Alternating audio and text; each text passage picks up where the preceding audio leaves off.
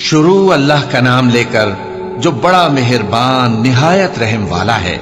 اور جو تم میں سے اللہ اور اس کے رسول کی فرما بردار رہے گی اور عمل نیک کرے گی، اس کو ہم دونا ثواب دیں گے، اور اس کے لیے ہم نے عزت کی روزی تیار کر رکھی ہے۔ اے پیغمبر کی بیویوں،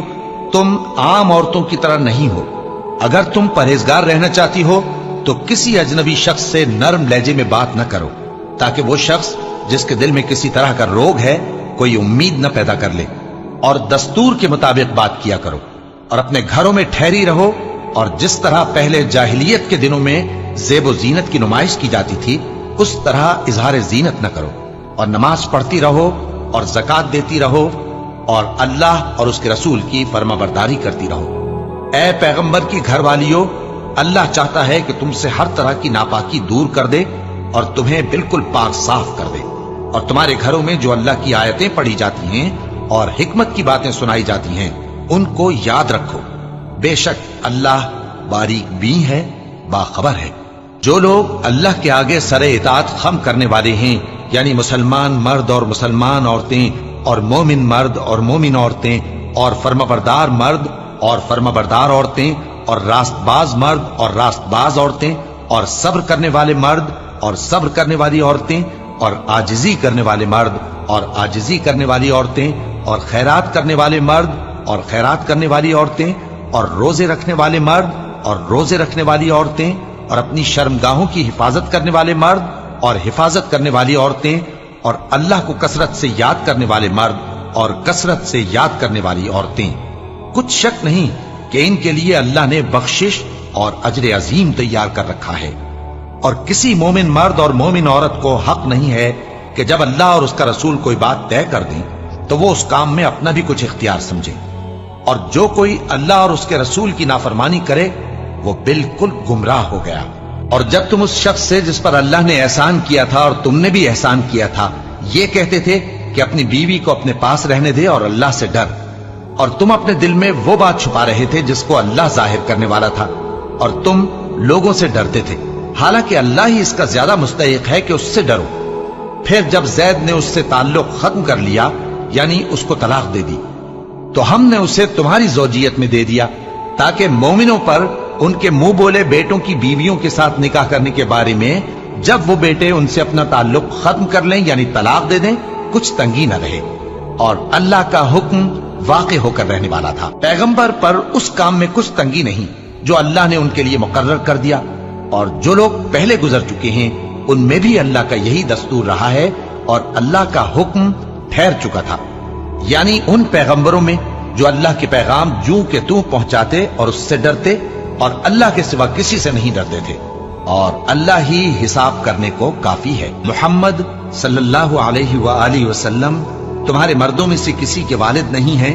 لیکن اللہ کے پیغمبر اور نبیوں کی مہر یعنی سلسلہ نبوت کو ختم کر دینے والے ہیں، اور اللہ ہر چیز سے واقف ہے۔ اے اہل ایمان، اللہ کا بہت بہت ذکر کیا کرو اور صبح و شام اس کی پاکی بیان کرتے رہو۔ وہی تو ہے جو تم پر رحمت بھیجتا ہے اور اس کے فرشتے بھی، تاکہ تم کو اندھیروں سے نکال کر روشنی کی طرف لے جائے۔ اور اللہ مومنوں پر مہربان ہے۔ جس روز وہ اس سے ملیں گے تو ان کا تحفہ اللہ کی طرف سے سلام ہوگا، اور اس نے ان کے لیے عمدہ ثواب تیار کر رکھا ہے۔ اے پیغمبر، ہم نے تم کو گواہی دینے والا اور خوشخبری سنانے والا اور خبردار کرنے والا بنا کر بھیجا ہے، اور اللہ کی طرف اسی کے حکم سے بلانے والا اور چراغ روشن۔ اور مومنوں کو خوشخبری سنا دو کہ ان کے لیے اللہ کی طرف سے بڑا فضل ہے، اور کافروں اور منافقوں کا کہا نہ ماننا اور نہ ان کے تکلیف دینے پر نظر کرنا، اور اللہ پر بھروسہ رکھنا، اور اللہ ہی کارساز کافی ہے۔ مومنوں، جب تم مومن عورتوں سے نکاح کر کے ان کو ہاتھ لگانے یعنی ان کے پاس جانے سے پہلے طلاق دے دو تو تم کو کچھ حق نہیں کہ ان سے عدت پوری کراؤ، بس ان کو کچھ فائدہ یعنی خرچ دے دو اور ان کو اچھی طرح سے رخصت کر دو۔ اے پیغمبر صلی اللہ علیہ وآلہ وسلم،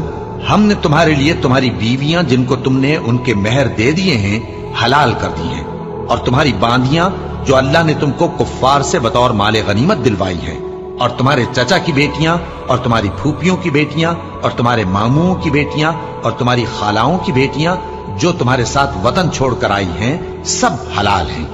اور کوئی مومن عورت اگر اپنے آپ کو پیغمبر صلی اللہ علیہ وآلہ وسلم کے حوالے کر دے، یعنی مہر کے بغیر نکاح میں آنا چاہے،